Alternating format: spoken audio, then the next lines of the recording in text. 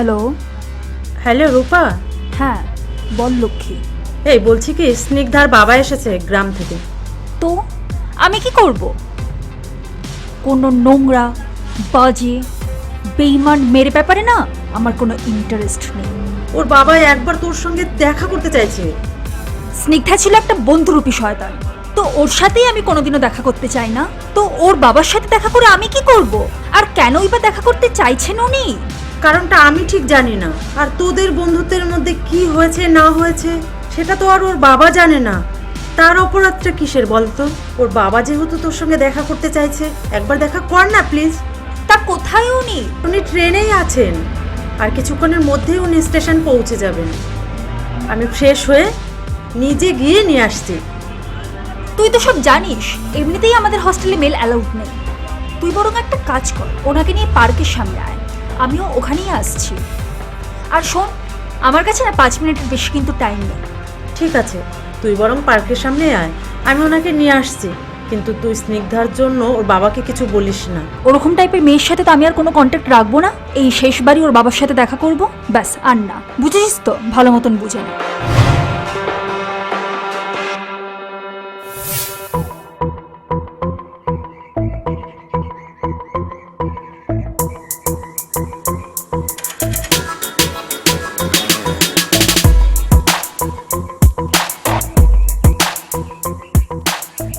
রূপা, এ কি স্নিগ্ধা, তুই?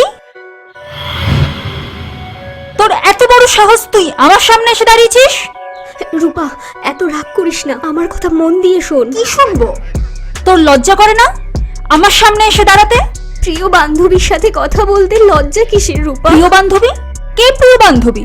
এই শোন, তুই না আমাকে প্রিয় বান্ধবী ভাবতে পারিস, কিন্তু আমার কাছে সেটা একেবারে মূল্যহীন। তুই আমার বন্ধু ছিলিস, সেটা ভাবতেই আমার ঘৃণা হচ্ছে। এভাবে কেন বলছিস রূপা? মনে পড়ে বছর 3 আগে আমরা এইখানে প্রথম দেখা করেছিলাম। এত দেরি করছি কেন?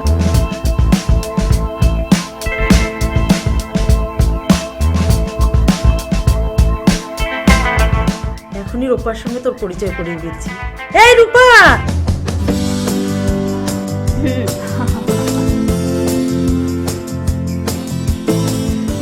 এই রূপা, এই হলো স্নিগ্ধা। হাই। ওর কথাই কিন্তু তোকে বলেছিলাম, এখন থেকে ওই রুমে ও কিন্তু তোর সঙ্গেই থাকবে। তোর রুম ভাড়া আর যাবতীয় যা খরচ হবে বেশিরভাগটা কিন্তু ওই দেবে, বুঝলি? সত্যি লক্ষ্মী, তুই আজ আমার যে উপকারটা করলি না, তা আমি কোনো দিনও ভুলবো না রে। শহরের এত খরচা আমি আর পেরে উঠছিলাম না, বিশ্বাস কর। এই শোন, তোরা এবার গল্প কর, তারপর রুমে চলে যা, বুঝলি?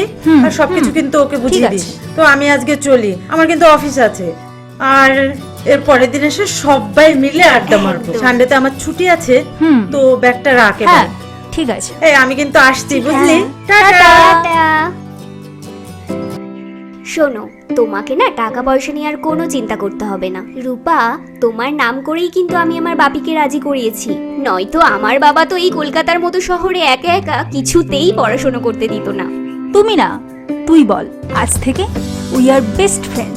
ঠিক আছে, বেস্ট ফ্রেন্ড যখন বললি, তখন কিন্তু শুধু টাকা পয়সা নয়, আমরা একে অপরের সুখ দুঃখ একসঙ্গে ভাগ করে নেব, কেমন? একদম। সেই ভাগাভাগিটা যে বয়ফ্রেন্ড মানে ভালোবাসাও ভাগ হয়ে যাবে, তা আমি স্বপ্নেও কোনোদিন ভাবতে পারিনি। তুই বিশ্বাস কর রূপা, রাহুলকে যে তুই ভালোবাসতিস সেটা আমি জানতাম না। ও, তা বুঝবি কি করে? একটা ভালো ছেলেকে পেয়ে তার মাথাটা তো চিবিয়ে খেলি, মনটাও চটকে দিলি তো। আরে না, রাহুল ভালো ছেলে নয়, ও খুব খারাপ ছেলে। স্নিগ্ধা, তোর লজ্জা করে না? যার সাথে তুই পালিয়ে গেলি, আবার সেই ছেলের নামেই বদনাম করতে? তুই বিশ্বাস কর, আমি ওর দিকে এগিয়ে যাইনি, বরঞ্চ ওই আমার জীবনে এসে আমার জীবনটাকে, আমার মনটাকে বদলে দিয়েছিল। রূপা, রাহুল খুব খারাপ ছেলে। স্নিগ্ধা, আমার ভালোবাসা, আমার রাহুলকে তোর কেড়ে নিতে লজ্জা করলো না? রাহুল প্রচন্ড ভালো এবং সৎ ছেলে। তুই, হ্যাঁ তুই ওকে নষ্ট করেছিস। তোর ধারণাটা যে সম্পূর্ণ ভুল রূপা, আর সেটা জানাতেই আমি আজ এখানে এসেছি। রাহুল রাহুল প্রচন্ড নোংরা আর জঘন্য টাইপের ছেলে। ও আচ্ছা, তা এই জঘন্য ছেলেটাকে আমার কাছ থেকে ছিনিয়ে নিতে হলো তোকে? তুই বিশ্বাস কর, রাহুল আমাকে বিয়ে করার নাম করে মন্দারমণিতে নিয়ে গেছিল, আর তারপর ওখানে হোটেল রুমে আমি ওর ফোন চেক করি, তারপর জানতে পারি তোদের রিলেশনের ব্যাপারে। ও আচ্ছা, তা ওর সাথে ফুর্তি করার পর এখন এসেছিস? তুই এখন এসেছিস ওর ওর সম্বন্ধে সমালোচনা করতে? না রে না, আমি এসেছি আমার এই প্রিয় বান্ধবীটাকে সাবধান করতে। রূপা শোন, রাহুল যদি আসে না, শোন আমার কথা প্লিজ শোন, ও যদি আসে তুই ওর সঙ্গে কোনো যোগাযোগ রাখবি না, ওর সাথে মিশবি না, লক্ষ্মীটি আমায় কথা দে তুই। কোনো কথা দিতে পারবো না, তুই এক্ষুনি আমার চোখের সামনে থেকে চলে যা। আর শোন, তোর এই মুখটা না আমাকে আর কোনো দিনও দেখাতে আসিস না। ঠিক আছে, চলে যাচ্ছি, তবে যাওয়ার আগে জানিয়ে রাখি যে রাহুল এর আগে 4-4টে বিয়ে করেছে।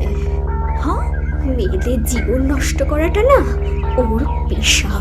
এই শোন, আমার ভালোবাসা, আমার রাহুলের সম্পর্কে তুই যদি আর একটাও বাজে কথা বলিস, আমি কিন্তু তোকে ছেড়ে কথা বলবো না। ওরে ওটা ওর নাম নয়, রাহুল ওর নাম নয়, ওরকম নকল নাম নিয়ে না ওরা মেয়েদের জীবন নষ্ট করে, কবে বুঝবি?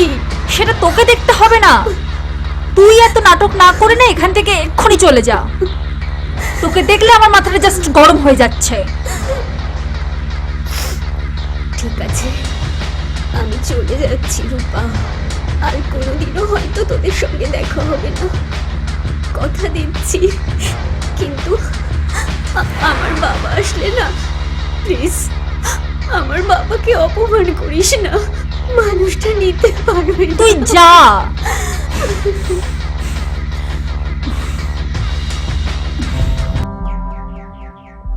আসুন, পার্কের সামনে ও দাঁড়িয়ে আছে।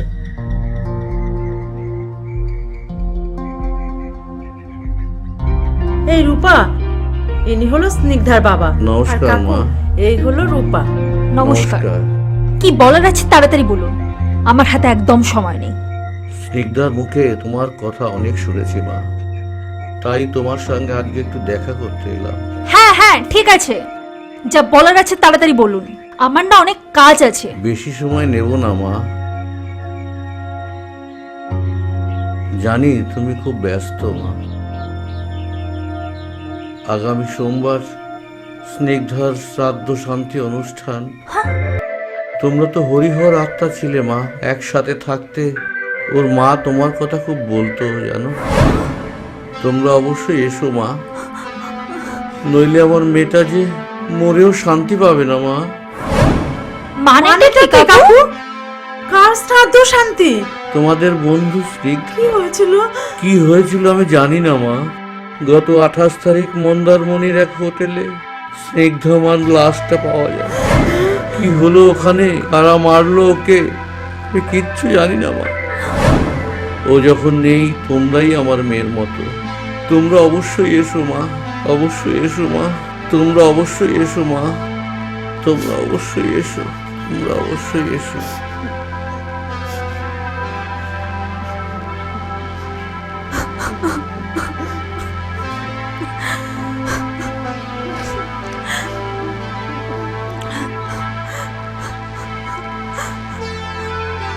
ওই রাহুল শয়তানটাকে আমি ছাড়বো না, তুই দেখে নিস। এই পাপের দাম ওকে দিতেই হবে। আমার বেস্ট ফ্রেন্ডকে হারিয়েছি আমি, স্নিগ্ধাকে হারিয়ে ফেলেছি আমি। আমি কি করব কিচ্ছু বুঝতে পারছি না। স্নিগ্ধা, স্নিগ্ধা, তুই যেখানেই থাকিস তুই আমাকে ক্ষমা করে দিস প্লিজ, তুই আমাকে ক্ষমা করে দিস। আমি বুঝতে পারিনি। স্নিগ্ধা, তুই আমাকে ক্ষমা করে দিস।